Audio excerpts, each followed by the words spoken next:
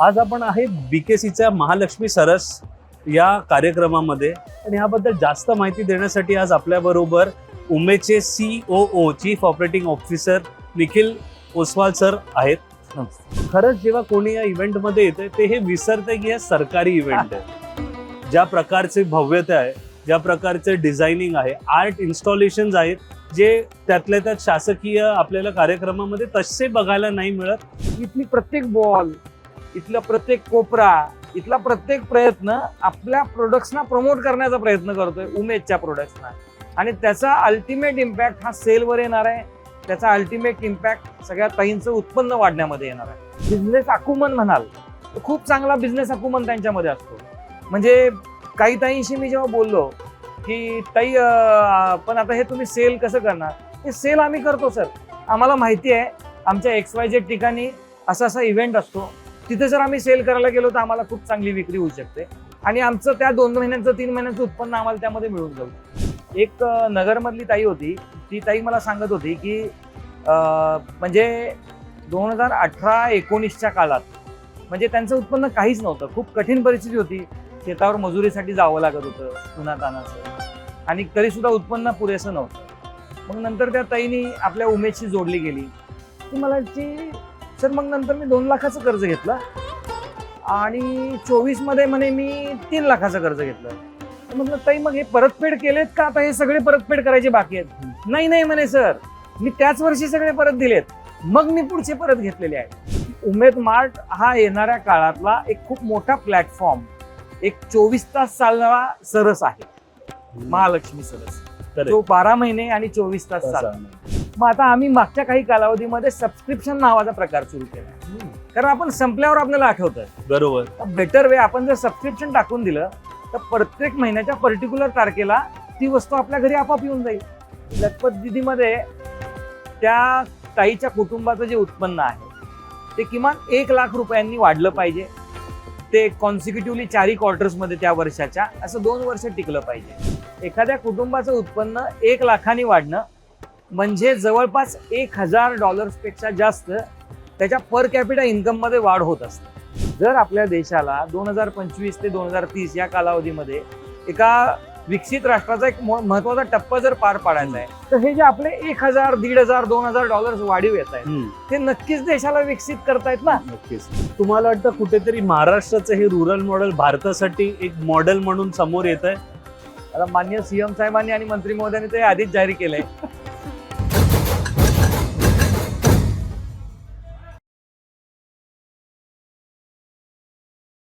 नमस्कार. आज आपण आहेत बीकेसीच्या महालक्ष्मी सरस या कार्यक्रमामध्ये आणि हा इतका छान उपक्रम आहे आणि एवढ्या भव्य स्केलवर आहे.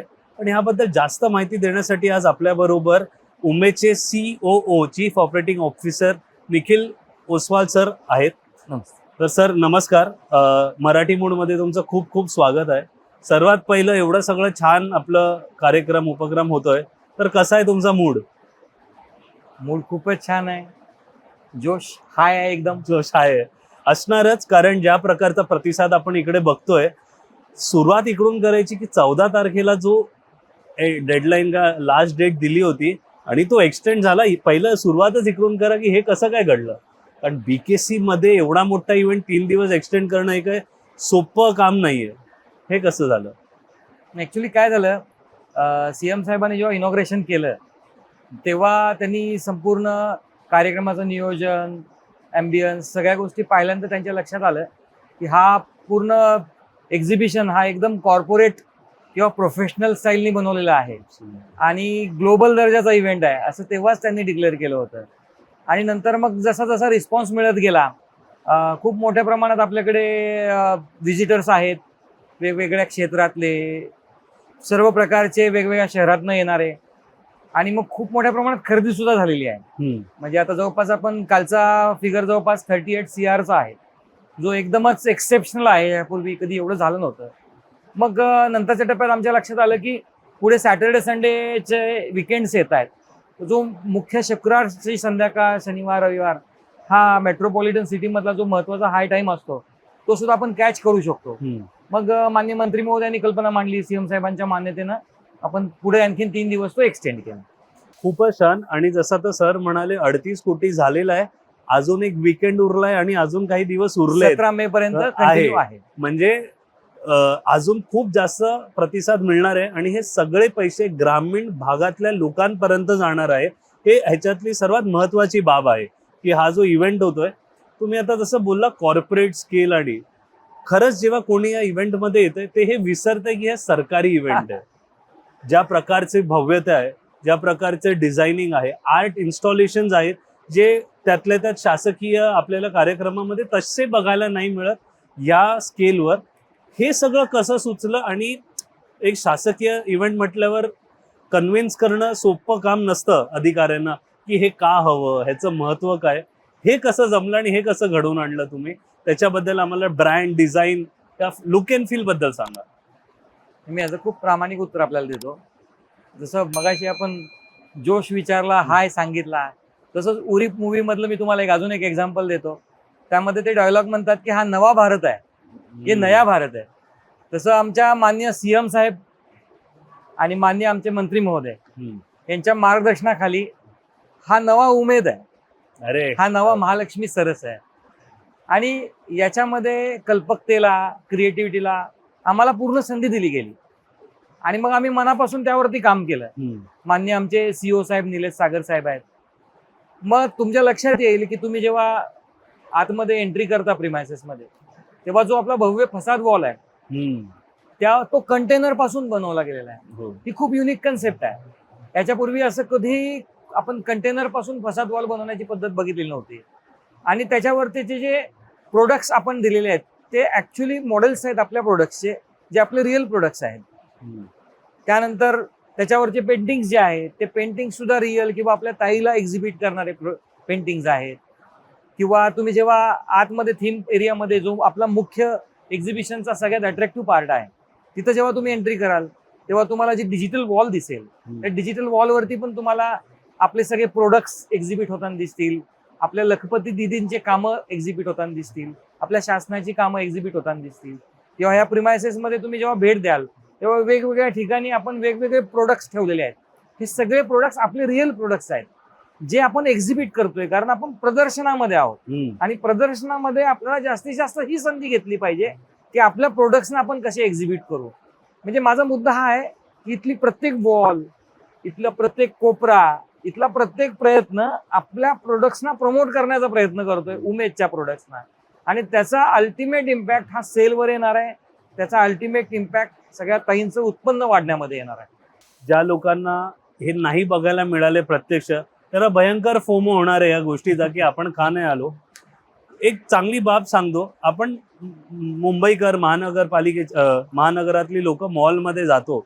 मॉलमध्ये एक वेगळी मजा असते, पण इकडे तर मॉलला पण सरपास केलं इन टर्म्स ऑफ डिझाईन आणि आर्ट इन्स्टॉलेशन. आणि खरंच जसं बोलला, कोपऱ्यात विचार दिसतो, महाराष्ट्र दिसतो आणि महाराष्ट्राची अस्मिता दिसते.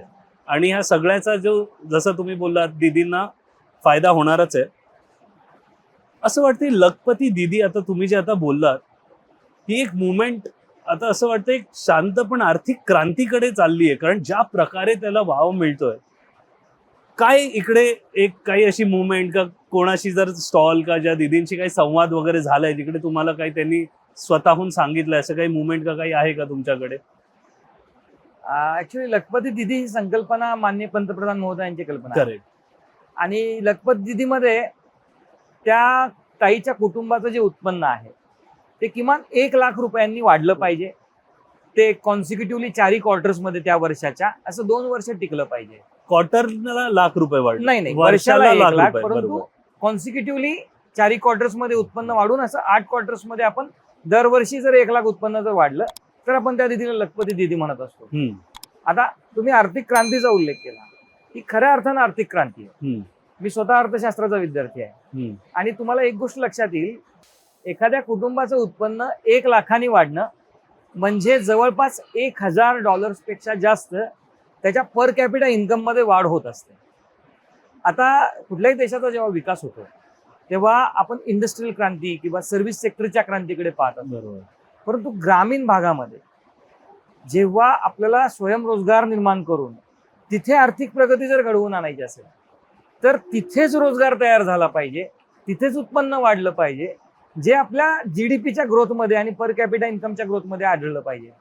जर आपल्या देशाला 2025 ते 2030 या कालावधीमध्ये एका विकसित राष्ट्राचा एक महत्वाचा टप्पा जर पार पाडायचा आहे, फॉर एक्झाम्पल आपल्याला $5,000 उत्पन्नाला साध्य करायचंय, जे आता $28,000-3,000 US डॉलरच्या आसपास आहे. तर हे जे आपले 1,000, $1,500, $2,000 वाढीव येत आहेत, ते नक्कीच देशाला विकसित करतायत ना. नक्कीच. आणि हा जो प्रयत्न आहे विकसित भारताचा, हा लखपती दिदीच्या माध्यमातून साध्य होतो आहे. मी अति नाहीये का? आहेत ना, आहेच. म्हणून गर्व पण वाटतो की आपल्या महाराष्ट्रात असं काहीतरी होतंय. आता तुम्ही जसं बोललात की स्कीम आहे, सरकार स्कीम घेऊन येते, पण ग्रामीण भागात जाऊन एक स्मॉल अशा महिलांना एकत्र करणं, त्यांना ही गोष्ट समजवणं की बाबा तुमच्यासाठी हे सगळ्या स्कीम आहेत आणि त्यांना इथपर्यंत घेऊन आणणं, हे कितपत आव्हानक आहे. कारण त्यांना कन्व्हिन्स करणं की हे त्यांच्या भल्यासाठी आहे, यांनी काय फायदे होणार, कारण हे त्यांना तुम्ही हे जे बनवलंय हे जाऊन समजावणं अशक्य आहे. ते आल्यावरच कळतं. ती प्रतिक्रिया कशी होती, कसं होतं त्यांना समजावणं, एकत्र आणणं आणि इथपर्यंत घेऊन येणं? आता ही प्रक्रिया बरेच वर्ष झाली सुरू आहे. म्हणजे उमेद अभियानाची सुरुवातच 2011 मध्ये झाली होती आणि त्यानंतर आपण जवळपास तेव्हाच्या सर्वेनुसार भारत सरकारच्या 71 लाख कुटुंब अशी होती ज्यांना या अभियानात आणणं आवश्यक होतं, बचत गटाच्या माध्यमातून. आपण तेव्हापासूनच प्रयत्न करतो आहोत. सुरुवातीच्या टप्प्यात प्रत्येक गोष्टीला आव्हान येतच, पण माझा वैयक्तिक अनुभव जर म्हणाल ना, तर मला असं वाटतं की आपल्यापेक्षा आपल्या ताई खूप हुशार आहेत. त्यांना काय हवं याची त्यांना पूर्ण कल्पना आहे. तर आपलं काम फॅसिलिटेटरचं किंवा गॅप ब्रिज करण्याचं आहे आणि ते रिअल टर्म्स मध्ये एंटरप्रेनर्स आहेत. मी हे बऱ्याचदा अनुभवलेलं आहे. ताईंशी बोलताना पण मला नेहमी हे जाणवत आलेलं आहे. आणि त्यांच्या कर्जाच्या गरजा फार छोट्या असतात. म्हणजे 30,000, 50,000, 1,00,000 एवढंसं कर्ज जरी त्यांना कुठल्याही माध्यमातून मिळालं तरी ते खूप सुंदर व्यवसाय डेव्हलप करतात आणि त्यातून ते स्वतःला पॉवर्टीमधून बाहेर काढू शकतात, स्वतःच्या कुटुंबाला पॉवर्टीमधून बाहेर काढू शकतात. म्हणजे खरंच ती घराची लक्ष्मी आहे, ठीक आहे, खऱ्या अर्थानं. आणि बिझनेस अकुमन म्हणाल, खूप चांगला बिझनेस अकुमन त्यांच्यामध्ये असतो. म्हणजे काही ताईंशी मी जेव्हा बोललो की ताई पण आता हे तुम्ही सेल कसं करणार, ते सेल आम्ही करतो सर. आम्हाला माहिती आहे आमच्या XYZ ठिकाणी असा इव्हेंट असतो, तिथे जर आम्ही सेल करायला गेलो तर आम्हाला खूप चांगली विक्री होऊ शकते आणि आमचं त्या 2 महिन्यांचं 3 महिन्यांचं उत्पन्न आम्हाला त्यामध्ये मिळून जाऊ शकतं. त्यांच्याकडे अनलिमिटेड कल्पना आहेत, कुठलं प्रोडक्ट बनवायचं, कुठलं प्रोडक्ट कुठे विकायचं, अशा बऱ्याच कल्पना आपल्या सगळ्या ताईंकडे आहेत. ह्या प्रक्रियेमध्ये त्यांना आणणं, त्यांना सहभागी करून घेणं, या प्रक्रियेचं महत्त्व त्यांना समजून सांगणं, शासनानं किंवा आमच्या प्रत्येक प्रतिनिधीनं त्यांच्यापर्यंत पोहोचणं, हेच फक्त महत्वाचं आहे. एकदा का ते प्रक्रियेत आले, तुम्ही मगाशी तुम्हाला म्हटल्यासारखं ते आपल्यापेक्षा हुशार आहेत. ते पटापट प्रगती करतात आणि फक्त स्वतः प्रगती नाहीत करत, आपल्यासोबत इतर ताईंना पण ते प्रगती करण्याचा प्रयत्न, हे सुद्धा मला ताईंच्याच बोलण्यातनं जाणवलेलं आहे. ते इतरांना त्यात आणण्याचा प्रयत्न करतात की साहेब मी 4 वर्ष झाले, 5 वर्ष झाले, एक निश्चित उत्पन्न मी कमवते, आता मी 3 लाख रुपये कमवायला लागली, 4 लाख रुपये कमवायला लागली. मग आता मला असं वाटतं की माझ्यासारखी एखादी दुसरी ताई जी खरंच गरीब आहे, मला माहिती आहे, मी आता तिच्यासाठी पण थोडंसं काम करायचं ठरवलेलं आहे. मग ती आपल्या व्यवसायाला तिला जोडते किंवा तिला नवीन व्यवसाय करायला प्रमोट करते किंवा कर्ज मिळवून द्यायला प्रयत्न करते. अशा अनेक चांगल्या गोष्टी वुमन एम्पॉवरमेंटच्या खऱ्या अर्थानं घडतात. खूपच छान. आपण लखपती दीदी काय ह्याच्याबद्दल बोललो, त्याची प्रतिक्रिया बोललो, कसं जाऊन ग्रामीण भागात आपण त्यांना घेऊन इकडे येतो. आज इकडे 500 पेक्षा जास्त स्टॉल आहेत, महाराष्ट्राचे आहेत, महाराष्ट्राच्या बाहेरचे पण आहेत, हजारोपेक्षा जास्त प्रॉडक्ट आहे. ह्या एवढ्या मोठ्या स्केलचं इव्हेंट मॅनेज करणं, ह्यांना इकडे आणणं, ह्याचे काय आव्हानं आहेत? आव्हानात्मक नक्कीच होतं. म्हणजे तसं पाहायला गेलं तर आपल्याला कल्पना देतो मी की मागच्या 2 महिन्यामध्ये म्हणजे एप्रिल आणि मे या 2 महिन्यांमध्ये या साईटचे आम्ही 3 इव्हेंट्स केलेले आहेत. पहिला इव्हेंट आमचा नागपूरला झाला, दुसरा नवी मुंबईला झाला आणि नवी मुंबई नंतर आता BKCचा आपण इव्हेंट करतो आहोत. आणि त्यासाठी आम्हाला भरपूर R&D करावी लागते, रिसर्च करावा लागतो की कुठले प्रोडक्ट्स चांगले आहेत, मग त्यांच्यापर्यंत मेसेजेस देणं, त्यांना इथं बोलवण्यासाठी व्यवस्था करणं, त्यांच्यासाठी सफिशियंट माणसांची नेमणूक करणं, मग इथे आल्यानंतर त्यांची राहण्याची व्यवस्था करणं. आता हा आपला जो इव्हेंट साईट आहे आपली एक्झिबिशनची, ती फक्त 12 दिवसात उभी राहिलेली आहे. त्यासाठी खूप मेहनत घेतली गेलेली आहे, सगळ्यांचीच भरपूर मेहनत आहे, रात्रंदिवस काम झालं. तेव्हा कुठे हा सुंदर असा इव्हेंट आपला उभा राहिला. आव्हानात्मक आहे पण मजा येते, कामाचा आपण आनंद घेत असतो. आमची सगळीच टीम खूप कार्यक्षम आहे. टीम उमेद, नवीन टीम उमेद, त्यामुळं कामाचा आनंद घेतात सगळेजण, त्यामुळे आव्हानांचं काही वाटत नाही. छान काम होतं.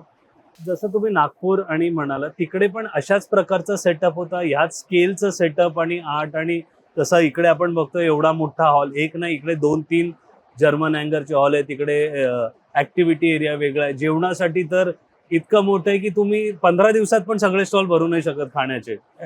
तर हे सगळीकडे ह्याच स्केलवर होतं. आता स्केल म्हणाल तर बऱ्यापैकी सारखाच होता. ओके म्हणजे 500च्या आसपास स्टॉल्स आणि ह्याची एवढीच भव्यता, ओके. हे सगळंच होतं. फक्त आणखीन सुंदर असं स्टेप बाय स्टेप म्हणजे वाढत गेलं. हा चंद्र पौर्णिमेकडे गेला आणि आता ही आमची पौर्णिमा आहे. आता आपण उमेद बद्दल बोलतोय आणि आज एवढं सक्षम करतोय आपण की ग्रामीण भागातून शहरात घेऊन जातोय. म्हणजे ह्या मार्केटमध्ये आपण डिजिटलवर, कारण आता ई कॉमर्स आणि डिजिटल पण ते तर जगभर घेऊन जाऊ शकतं. मग त्या दिशेने जायची काही तयारी की ऑलरेडी अवेलेबल आहे, असं काही आहे का की डिजिटली काही विचार चालू आहे का, आहे ऑलरेडी आपण? आहे आपला उमेद मार्ट नावाचा एक प्लॅटफॉर्म आहे. करेक्ट. तो बऱ्याचसा म्हणजे अजूनही बरीच लोक त्यापासून अनभिज्ञ आहेत. हम्म. उमेद मार्ट हा ई कॉमर्स प्लॅटफॉर्म आहे. जसे इतर आपले ई कॉमर्स मोठ्या प्रमाणात प्लॅटफॉर्म्स असतात जे घरी डिलिव्हरी, होम डिलिव्हरी करतात. ओके. आपण ऑनलाईन ऑर्डर करायची. अमेझॉन, फ्लिपकार्ट सारखा उमेद मार्ट म्हणून एक आहे. करेक्ट. Yes yes. प्रेक्षकांनो प्लीज नीट ऐका. हा सर. तर आपण त्याची ऑनलाईन बाईंग करू शकता आणि मग ते तुम्हाला सजेस्ट करेल किती दिवसात प्रोडक्ट डिलिव्हर होऊ शकेल. आता याच्यामध्ये मला फक्त एकच गोष्ट सांगायची आहे की आपले जे प्रोडक्ट्स आहेत ते गावातली कुठल्या तरी लांब गावामध्ये राहणारी ताई बनवते आहे आणि तिची बनवण्याची कॅपॅसिटी किती आहे, तिच्याकडे फार वर्किंग कॅपिटल नसतं. म्हणजे ती जे बनवते त्याची जर लगेच विक्री झाली आणि तिला जर लगेच पैसे मिळाले तर तिचं काम होणार असतं. मग अशा परिस्थितीमध्ये आपलं लिमिटेशन एवढंच असतं की आपल्याला तो प्रोडक्ट बनवल्यानंतर डिलिव्हर करायला वेळ द्यावा लागतो, कारण आपली ऑर्डर आल्यानंतर आम्ही त्यांना बनवायला सांगत असतो. करेक्ट. परंतु त्या प्रोडक्टची क्वालिटी, त्याची ऑथेंटिसिटी ही खूप जेन्युइन असते, कारण ती आई आहे आणि आई जे आपल्या कुटुंबासाठी, आपल्या मुलांसाठी बनवते तेच आपल्यासाठी बनवते आहे. त्यामुळे त्या प्रोडक्टची क्वालिटी ही खूप चांगली असल्यामुळं थोडासा जर वेळ आपण त्यांना दिला तर ते चांगले प्रोडक्ट्स आपल्याला घरपोच डिलिव्हर करू शकतात. आणि मला असं वाटतंय की उमेद मार्ट हा येणाऱ्या काळातला एक खूप मोठा प्लॅटफॉर्म, एक 24 तास चालणारा सरस आहे, महालक्ष्मी सरस, जो 12 महिने आणि 24 तास चालतो. आणि तुम्ही ते परचेसिंग हवं तेवढं त्यावरती करू शकता. तुम्हाला सगळे प्रोडक्ट्स डिलिव्हर होऊ शकतात. त्यावरती आम्ही अनेक स्कीम्स सुद्धा रन करतो. मी तुम्हाला एक एक्झाम्पल देतो. समजा बऱ्याचदा डायबिटीसचे पेशंट्स असतात, मग त्यांना आवळ्याचा काही पदार्थ पाहिजे असतात आणि ही वस्तू औषधासारखी आपण वापरत असल्यामुळे आपल्याला ती रोज हवी आहे, प्रत्येक महिन्याला हवी आहे. मग आता आम्ही मागच्या काही कालावधीमध्ये सबस्क्रिप्शन नावाचा प्रकार सुरू केलाय, कारण आपण संपल्यावर आपल्याला आठवतंय. बरोबर. बेटर वे, आपण जर सबस्क्रिप्शन टाकून दिलं तर प्रत्येक महिन्याच्या पर्टिक्युलर तारखेला ती वस्तू आपल्या घरी आपोआप येऊन जाईल. तुम्ही जर उमेद मार्टचं ऍप जर डाउनलोड केलं तर तुम्हाला रिमाइंडरचा ऍप पण आहे ऑलरेडी. हो, उमेद मार्टचा ऍप सुद्धा आहे. मग त्यामुळं काय होईल, प्रत्येक महिन्याची समजा 5 तारीख आहे, 5 तारखेला ते प्रोडक्ट तुमच्या घरी येऊन जाईल आणि त्यामुळं तुम्हाला ऑथेंटिक प्रोडक्ट रेग्युलरली न आठवण करता घरी मिळत राहील. दुसऱ्या बाजूला ताईला फायदा असा होतो की तुम्ही जर एक वर्षाचं सबस्क्रिप्शन टाकलं, समजा तुम्हाला आवळ्या ज्यूसचे 4 बॉटल्स महिन्याला लागतात, तर तुम्ही 4 बॉटल्स या महिन्याच्या पाठवायच्या आहेत, हे ताईला ऍडव्हान्स कळतं आणि तुम्हाला पण वेळेवर डिलिव्हरी मिळू शकते, कारण आपण प्लॅनिंग सगळं ऍडव्हान्स केलं. अशा वेगळ्या वेगळ्या कल्पना राबवतोय ज्याच्यामुळे आपल्याला प्रमोशन्स व्हावेत. आपण काही डिस्काउंटच्या स्कीम्स सुद्धा राबवतो. अशा अनेक गोष्टी उमेद मार्ट वरती आहेत. आता ह्या प्रोजेक्टमध्ये, एक्झिबिशनमध्ये आम्ही हा प्रोजेक्ट राबवला की उमेद मार्टला आपण जास्तीत जास्त प्रमोट करण्याचा प्रयत्न करू. मग आम्ही फोटोग्राफ्स काढतोय, फोटोग्राफ्स काढून आठवण म्हणून देतो. हो. आणि त्या बदल्यात आम्ही फोन नंबर्स घेऊन त्यांना उमेद मार्टचं डाउनलोड करायला किंवा आमचे सोशल मीडियाचे जे हँडल्स आहेत त्याचा सबस्क्राईब करायला आम्ही लोकांना प्रमोट करतोय. त्यामुळे हे सगळे प्रयत्न लोकांपर्यंत पोहोचावेत आणि त्यात जास्तीत जास्त रिस्पॉन्स आपल्याला वर्षभर येत राहावा. प्रत्येक गोष्टीला आपल्या खूप ऍक्टिव्हिटीज आहेत. सरस हे सिग्नेचर इव्हेंट आहे, परंतु ह्या व्यतिरिक्त प्रत्येक जिल्ह्यामध्ये आपण सरस करतो, छोटं सरस 100 स्टॉल्सचं प्रत्येक जिल्ह्यामध्ये. त्यामुळे आपोआप तिथल्या जिल्ह्यातल्या प्रोडक्ट्सना इथं याला कॉम्पिटिशन असतं, मग ते तिथे सुद्धा एक्झिबिशन्स करतात, तिथे सुद्धा त्यांना प्रोडक्ट्सना संधी मिळते. या वर्षी मागच्या 6 महिन्यामध्ये सगळ्या सरसमध्ये मिळून आपण जवळपास 100 कोटीची विक्री केलेली आहे. Made in Maharashtra. Made in Maharashtra, made in rural Maharashtra आणि बाय वुमन एंटरप्रेन्युअर्स. तुम्ही हे बोलला त्याच्यात मला एक माझा प्रश्न म्हणून की सरस मधल्या प्रॉडक्टची क्वालिटी बघून त्यात खासकर ग्रामीण भागातले शहरातले लोक परेशान की या क्वालिटीचे प्रॉडक्ट महाराष्ट्राच्या रुरल भागात बनतात. हीच गंमत आहे. आणि हे जे आधुनिक जग आहे जाहिरात, सॉरी म्हणजे ग्रामीण भागातल्या लोकांना एक अंडर एस्टिमेट करतो ना की अरे गाव काय आहे, तर ते गाव काय पर म्हणजे महाराष्ट्रातल्या गावातलं आहे आणि याची क्वालिटी. कारण ज्या प्रकारचा तुम्ही बोलला प्रतिसाद आहे, सॉरी इंटरप्ट केलं, आजच आम्हाला कळलं 3 स्टॉल वाले, कारण त्यांना 14 तारीख माहितीये त्यांचं सामान संपलं आणि त्यांची कंप्लेंट होती की आमचं सगळं सामान आधीच संपलंय. Sorry continue. असे खूप प्रोडक्ट्स आहेत.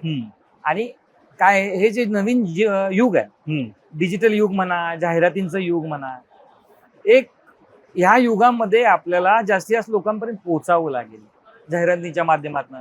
आपल्यासारख्या मीडिया चॅनल्सच्या माध्यमातून आपल्या लोकांपर्यंत जर आपण पोहोचलो तर यासारख्या अनेक सुंदर प्रोडक्टची आपल्याला ओळख होईल. आणि आपली ताई ते बनवते आहे ह्याचा आपल्याला अभिमान आहे ना. कारण ताईमध्ये एवढं स्किल आहे. हे स्किल जेव्हा समोर येतं, कसं आहे साहेब, एखाद्या वस्तूला बनवायचं आणि विकायचं एवढीच बाब नाही आहे, त्याबरोबर सेंटिमेंट्स आहेत, त्याबरोबर कॉन्फिडन्स आहे. जेव्हा माझी ताई इथे येते BKC ला आणि ती तिचं प्रोडक्ट विकते, तेव्हा ती एवढ्या लोकांबरोबर इंटरॅक्ट करत असते. हे सगळं जग ती बघत असते, त्यातनं ती कितीतरी गोष्टी शिकत असते आणि मग तिला आनंद होतो, तिचा कॉन्फिडन्स वाढतो आणि नंतर ती बाकीच्या ताईंना जाऊन तिथं इन्स्पायर करते.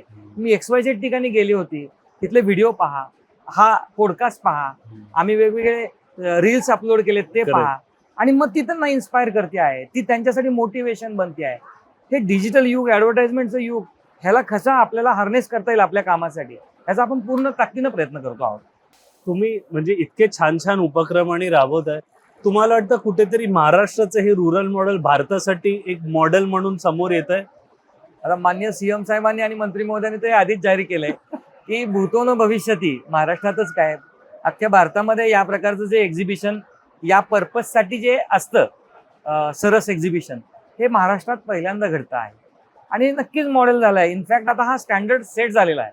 आता ह्याच्यापेक्षा आपल्याला खूप चांगलं करायचं आहे. ह्याच्यापेक्षा तुम्ही म्हणता तसं यावर्षी आपल्या लोकल, पुढच्या वर्षी नॅशनल आणि त्यानंतर आपल्याला ग्लोबल असा रिच हळूहळू आपल्याला वाढवत न्यायचा आहे. आपण 3 स्तरावर ऑलरेडी प्रयत्न करतोय, पण त्याची जी पोहोच आहे, जी लेवल आहे, ती तेवढी वाढवण्याचा आपला प्रयत्न चालूच आहे. खूप छान. खूप बोलायचं आहे. एखाद दोन उमेदच्या काही सक्सेस स्टोरी, एखाद दोन एक्झाम्पल तुम्ही जर सांगू शकाल? अनेक आहेत, मला माहिती आहे अनेक आहेत वर्षा, पण या एक्झिबिशनच्या ज्या तुम्हाला जवळून कळल्या आहेत, कारण आम्ही तुम्हाला बघतोय गेले काही दिवस, तुम्ही स्टॉल टू स्टॉल फिरताय, तुम्ही इंटरॅक्ट करताय लोकांशी, म्हणजे बरं वाटतं बघून की तुमच्यासारखं व्यक्ती ग्राउंड लेवलवर आहे आणि असं काम करताय. तर काही अशा सक्सेस स्टोरीज एक्झिबिशन मधल्या पण सांगेन. म्हणजे एक ताई होते, त्यांना गंभीर आजार होता, ते त्यातून बाहेर पडले, त्यांनी स्वतःचे प्रोडक्ट्स तयार केले आणि विकले, स्वतः मोठे झाल्या, कुटुंबाला मोठ्या केल्या, अशा सक्सेस स्टोरीज आहेत. एक नगरमधली ताई होती, ती ताई मला सांगत होती की म्हणजे 2018-19च्या काळात म्हणजे त्यांचं उत्पन्न काहीच नव्हतं, खूप कठीण परिस्थिती होती, शेतावर मजुरीसाठी जावं लागत होतं उन्हातानाचं, आणि तरी सुद्धा उत्पन्न पुरेसं नव्हतं. मग नंतर त्या ताईनी आपल्या उमेदशी जोडली गेली. उमेदशी जोडली गेल्यानंतर तिने बिझनेस सुरू केला. बिझनेस सुरू करून ते कर्ज भागवलं. आणि तुम्हाला गंमत सांगतो, ती ताई कर्ज परत दिल्याचं बोलायचीच नाही. ती म्हणायची, सर मग नंतर मी 2 लाखाचं कर्ज घेतलं आणि 24 मध्ये म्हणे मी 3 लाखाचं कर्ज घेतलं. म्हणजे कर्ज घेतली म्हणते, मग हिने भागवलं कधी? तर म्हटलं ताई मग हे परतफेड केलेत का, आता हे सगळे परतफेड करायचे बाकी आहेत? नाही म्हणे सर, मी त्याच वर्षी सगळे परत दिलेत, मग मी पुढचे परत घेतलेले आहेत. आता ह्याचा अर्थ काय झाला साहेब? याचा अर्थ असा होतो आहे की जर आपण 50,000 कोटीचं कर्ज वाटलंय, उमेदने आतापर्यंत 14 वर्षात 50,000 कोटीचं कर्ज वाटलं आणि 4,600 कोटीचा CIF नावाचा आमचा एक निधी असतो, तो सुद्धा कर्ज स्वरूपातच वापरायचा. तो वाटला आणि त्याची परतफेड जर झालेली आहे, तर ह्याचा अर्थ असं झाला एवढा बिझनेस उभा झाला आणि त्याची परतफेड जर झालेली आहे तर तेवढी विक्री पण झाली ना, रोलिंग सुरू झालं. एक्झॅक्टली. हे सगळे सक्सेस स्टोरीजचे तर परिणाम आहेत. अशा अनेक सक्सेस स्टोरीज आहेत. पुढे जाऊन नंतर ती ताई, मगाशी मी जे तुम्हाला म्हणालो त्या ताईनं मला सांगितलं, सर माझ्यासाठी मी इतकं केलंय की आपण HDI म्हणतो, जसं मी आपल्याला इकॉनॉमिक्स मधलं पर कॅपिटा इन्कम मध्ये या योजनेचं महत्व सांगितलं, तसं HDI जो आहे ह्युमन डेव्हलपमेंट इंडेक्स, ह्याच्यामध्ये पण आपल्या योजनेचं केवढं मोठं महत्व आहे. ग्रामीण भागामध्ये जेव्हा लाईव्हलीहूड पोचतं, जेव्हा उत्पन्न वाढ होते, तेव्हा आपोआपच आपण ज्या सोयी सुविधांचा उपयोग करतो, तो ग्रामीण भागामध्ये चांगलं शिक्षण असेल, चांगलं आरोग्य असेल, राहणीमान असेल, घर असेल, या सगळ्या गोष्टींमध्ये त्या ताईचं स्टँडर्ड, तिच्या ताईच्या कुटुंबाचं स्टँडर्ड वाढतंय ना. म्हणून तर आम्ही तिला लक्ष्मी म्हणतोय, महालक्ष्मी. बरोबर. कारण तिच्या घरामध्ये तो वैभव आणायचं काम ती करते आहे. HDI वाढतो आहे. खूपच छान. एक प्रश्न आता आपण नेहमी म्हणतो की शहरातल्या लोकांकडून शिका, पण आज परिस्थिती आहे की शहरातल्या युवकांनी एंटरप्रेन्योरशिप आणि व्यवसाय ग्रामीण भागातल्या ह्या लक्ष्मी आणि दीदींवरून काय शिकलं पाहिजे? शिकलं पाहिजे. आपण शून्यातनंही सुरू करू शकतो आणि सर्वात महत्वाचं आहे, शून्यातनंही सुरू करू शकतो. मी कधी ताईला डिसअपॉइंट झालेलं बघितलं नाही साहेब. SHG किंवा बचत गट हा जो ग्रुपचा जो कन्सेप्ट आहे ना, हाच इतका सुंदर कल्पना आहे. जेव्हा एखादी ताई जी जीवनामध्ये खूप कुठेतरी तिला अडचणींना तोंड द्यावं लागत असतं, तिला खूप साऱ्या समस्यांना जेव्हा तोंड द्यावं लागत असतं, तेव्हा जेव्हा ती गटामध्ये येते आणि जेव्हा ती एका 10 जणांच्या ताईंच्या सोबत इंटरॅक्ट करते, हळूहळू तिचा कॉन्फिडन्स वाढतो.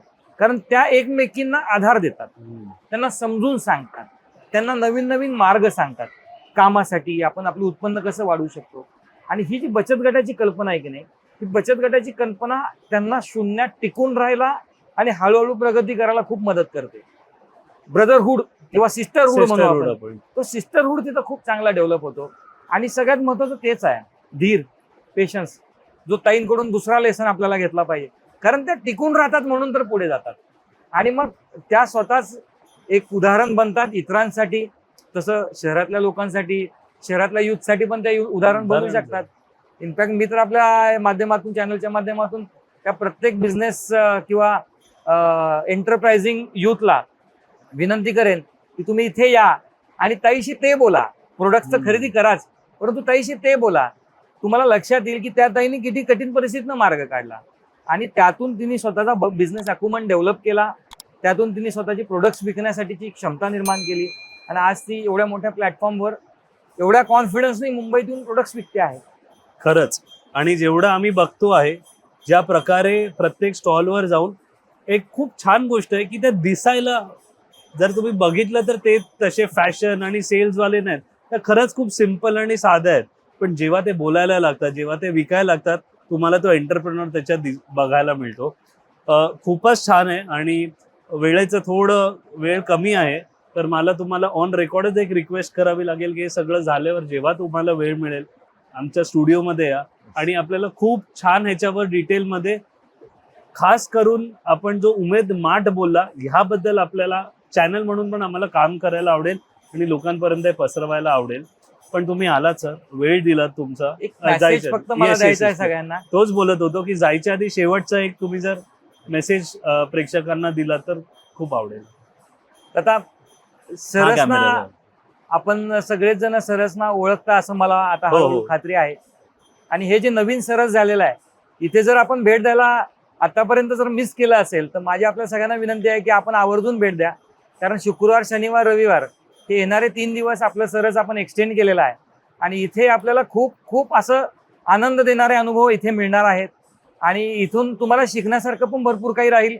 इथे वेगवेगळे आम्ही जे नवीन नवीन इनिशिएटिव्ह केलेले आहेत आपली खरेदी सुखकर होण्यासाठी, ट्रॉलीज असतील, क्लॉकरूम असेल, फ्री होम डिलिव्हरी असेल, मॅजिक शोज असतील, पैठणीचे खेळ असतील, अशा अनेक आनंदाचे अनुभव आम्ही आपल्याला इथे प्रोडक्ट्सच्या खरेदी व्यतिरिक्त ठेवलेले आहेत.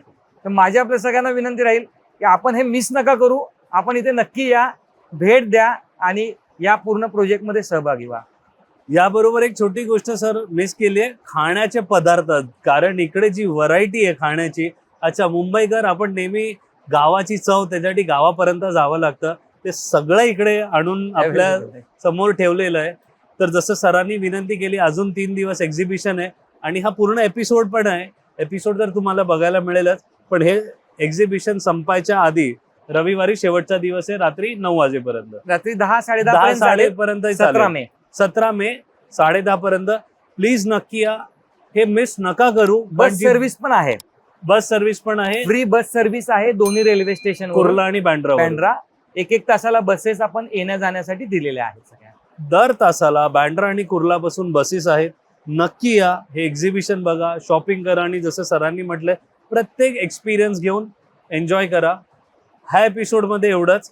परत सरांबरोबर संवादमध्ये आपण विस्तारमध्ये बोलणार आहोत आणि तुम्ही येणार आहात आमच्या Yes, yes. चॅनलवर. नक्की नक्की. येस, या एपिसोडमध्ये एवढंच. जय हिंद, जय महाराष्ट्र. थँक्यू. जय हिंद, जय महाराष्ट्र.